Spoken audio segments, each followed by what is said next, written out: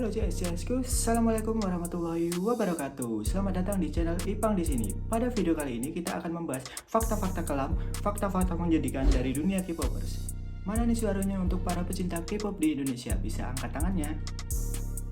Budaya K-pop sangat berkembang pesat di Indonesia guys. Tapi siapa sangka di balik glamornya kehidupan para sang idola ini dan tingkat popularitas yang tinggi, banyak sekali kisah-kisah kelam yang menimpa mereka.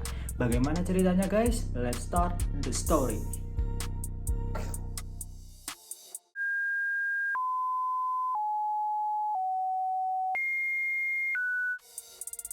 Fakta menyedihkan yang pertama adalah menjadi seorang trainee. Mereka harus melalui masa audisi untuk menjadi seorang trainee. Selama masa trainee tersebut, mereka dilatih menari, bernyanyi, acting, bahasa, dan juga bahkan kelas kepribadian. Dan mereka ini ditempa selama bertahun-tahun loh CSku. Bayangin, bertahun-tahun bahkan sampai berpuluh-puluh tahun untuk mempelajari dari kelas-kelasnya yang ada di karantina itu tadi. Loh, bayangin kan susahnya untuk menjadi seorang K-popers. Mereka harus menjalani karantina yang bertahun-tahun bahkan sampai berpuluh-puluh tahun. Mereka ini juga harus dipaksa untuk beradaptasi dengan segala keterbatasan yang selama masa karantina itu. Keterbatasannya itu apa aja sih CS-ku ya? Dari segi makanan, dari jam latihan 10 sampai 12 jam per hari. Belum lagi mereka harus melakukan kegiatan-kegiatan yang lain untuk belajar menari, bernyanyi, bahasa, bahkan kelas kepribadian. Mereka selalu melakukan itu selama bertahun-tahun loh. Kalian bisa bayangin kan susahnya untuk menjadi seorang K-popers. Setelah menjalani itu bertahun-tahun bahkan sampai berpuluh-puluh tahun, mereka juga belum tentu diorbitkan sama agensi tersebut loh guys. Jadi mereka harus menjalani itu dengan gambling aja. Jadi mereka debut atau tidak itu tergantung dari agensi mereka masing-masing. Nah, belum lagi nih guys, banyak juga calon-calon K-popers yang merogoh kocek mereka masing-masing sekitar 300.000 sampai 500.000 US dollar untuk masuk ke agensi tersebut. Kalau mereka tidak mengeluarkan uang tersebut, pihak agensi ini tidak mau menerima mereka untuk menjadi calon bintang K-popers di agensi mereka. Itu uang untuk masuk ke agensi ya guys ya. Jadi belum untuk biaya hidup selama masa trainee loh. Belum lagi biaya hidup mereka selama masa trainee ini yang menambah pengeluaran mereka sebelum mereka menjadi tenar. Kalian bisa bayangin kan ya, sebelum tenar tapi sudah mengeluarkan kocek sehingga miliaran rupiah. Itu nggak sedikit. Jadi banyak sekali K-popers yang gagal orbit gara-gara tidak kuat, tidak punya uang lagi di selama masa karantina ini.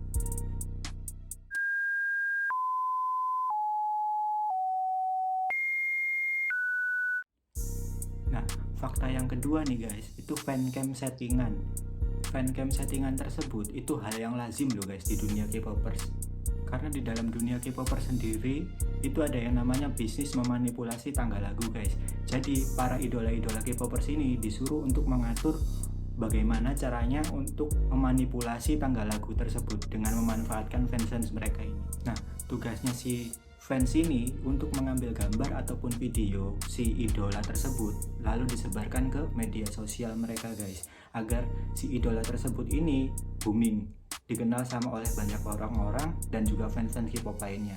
Bahkan ada nih guys, saat si idola ini konser ya, si fans ini memberikan tanda khusus seperti nama sang idola agar sang idola ini sadar bahwa si fans inilah yang bagian untuk memanipulasi itu tadi.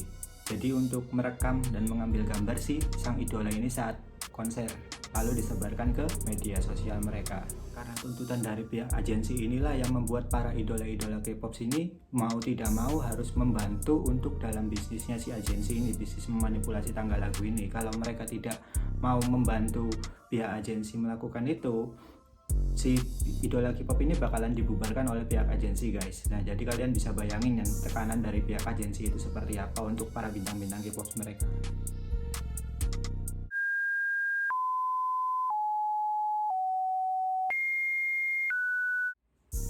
Nah, untuk fakta yang ketiga guys, itu ada namanya fans nekat. Nah, kalau di dunia K-pop itu namanya sasaeng guys. Nah, jadi sasaeng ini itu fans yang sangat-sangat terobsesi banget dengan sang idola. Nah, obsesi mereka itu seperti apa guys? Mereka ini bahkan rela melakukan hal-hal ekstrim untuk membuntuti sang idola sampai ke rumahnya, bahkan melarang si idola ini untuk berpacaran atau berhubungan dengan wanita ataupun pria lain guys. Jadi Sasaeng ini benar-benar mengusik kehidupan privasi sang idola guys. Jadi idola mereka sangat-sangat diobsesikan banget oleh si Sasaeng ini. Sampai Sasaeng ini rela melakukan hal-hal ekstrim untuk mengganggu privasi si idola mereka.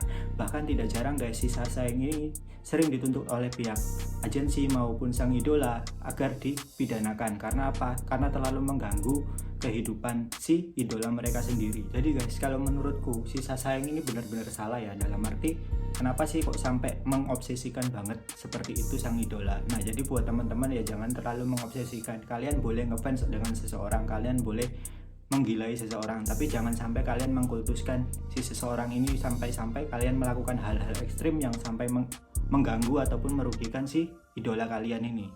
Jadi buat teman-teman jangan sampailah melakukan hal segila itu. Jadi untuk para pecinta K-pop di Indonesia jangan sampai melakukan hal gila yang sampai mengganggu kenyamanan ataupun bahkan keselamatan si idola kalian guys, oke?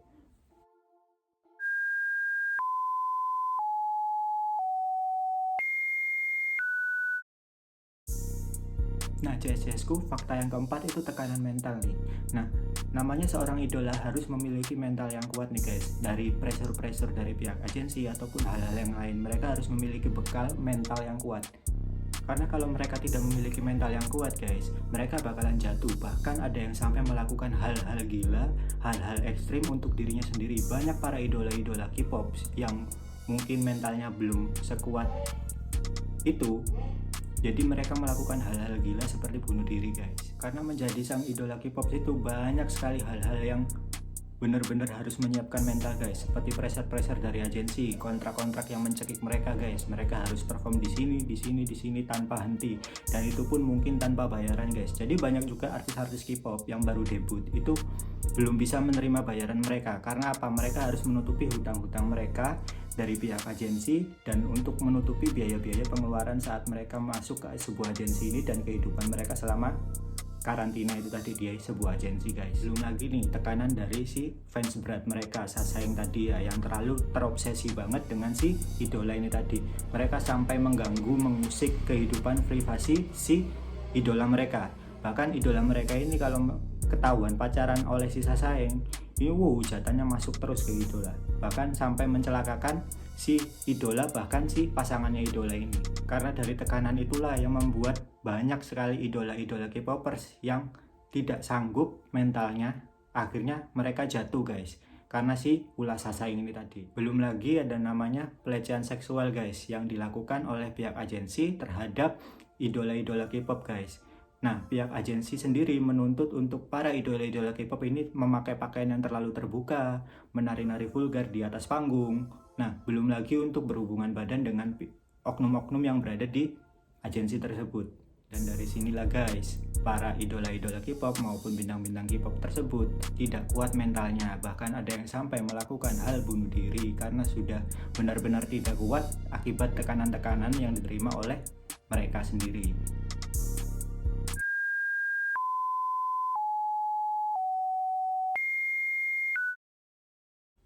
Dan fakta yang kelima nih guys, adalah bubar karena hutang. Kalian bisa bayangin kan, di awal karir mereka, bahkan sebelum mereka berkarir, waktu mau audisi pun itu mereka harus mengeluarkan uang agar biar bisa masuk ke sebuah agensi sebelum didebut.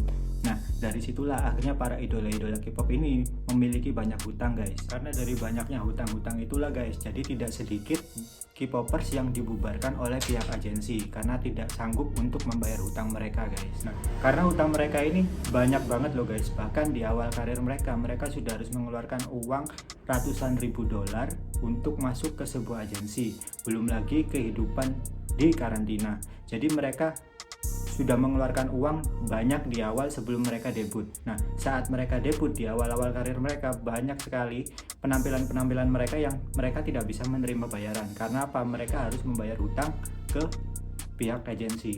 Nah, akhirnya mereka memutuskan untuk membubarkan diri guys. Jadi Jangan berpikiran kalau dunia K-popers itu selalu wow, glamor, popularitas tinggi. Tapi belum tentu guys, banyak sekali hal-hal kelam yang mungkin kalian tidak tahu. Nah itu tadi guys, kelima fakta menyedihkan dari dunia K-popers. Dan masih banyak lagi guys sebenarnya fakta-fakta menyedihkan di dunia K-popers guys. Karena siapa sangka guys, dibalik glamornya sang idola, popularitasnya sang idola, banyak sekali hal-hal menyedihkan yang sempat dialami mereka sebelum mereka akhirnya bisa terkenal sekarang. Jadi CSIS-ku, pelajaran yang dapat kita ambil dari kisah-kisah kelam dari dunia K-popers itu banyak banget ya teman-temanku. Kalau kalian pengen sukses, kalian pengen berhasil, kalian harus melewati proses-proses yang berat. Semakin berat prosesnya kalian, insya Allah kalian bakal berhasil di kemudian hari. Oke guys, sekian dulu guys video kali ini. Kalau kalian suka sama video kali ini, bisa like, share, dan subscribe pada video kali ini. Dan support terus konten kreator di Indonesia guys. See you next video.